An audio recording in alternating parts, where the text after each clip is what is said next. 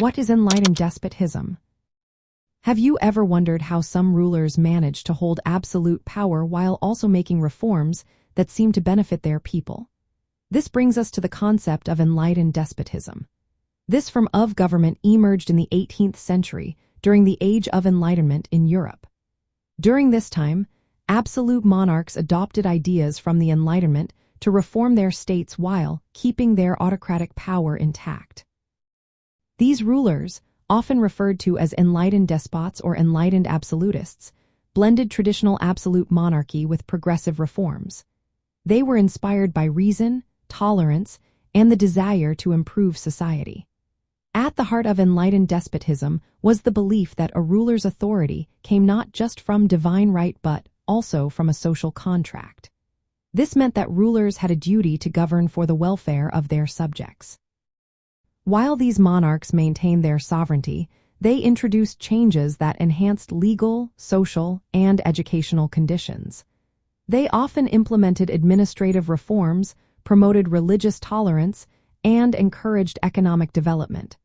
Some even took steps to reduce or abolish serfdom.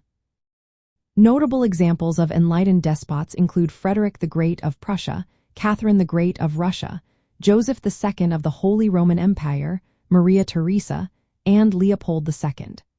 Their reforms aimed to strengthen the state and improve the lives of their people without giving up political power or creating democratic governance. For instance, Joseph II famously said, "Everything for the people, nothing by the people." This motto reflects the top-down nature of enlightened despotism, where reforms were made for the populace but without their participation in decision-making. From an anthropological viewpoint, enlightened despotism marks a stage in societal evolution. It shows how state formation and governance structures adapted to new ideas about human rights and rationality while still maintaining centralized control. This political model illustrates how traditional authority was reshaped by emerging concepts of social responsibility and legal equality, all while operating within a hierarchical framework. In practical terms, enlightened despots used their absolute power to modernize their states.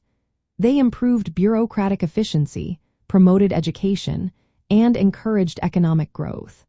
However, they were careful to avoid reforms that could threaten their power or disrupt established social hierarchies. This pragmatic approach to governance balanced innovation with control.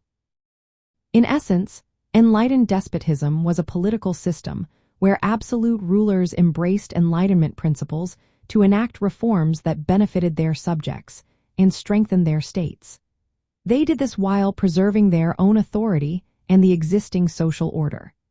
This blend of autocracy and progressive governance represents an important phase in the development of modern state systems.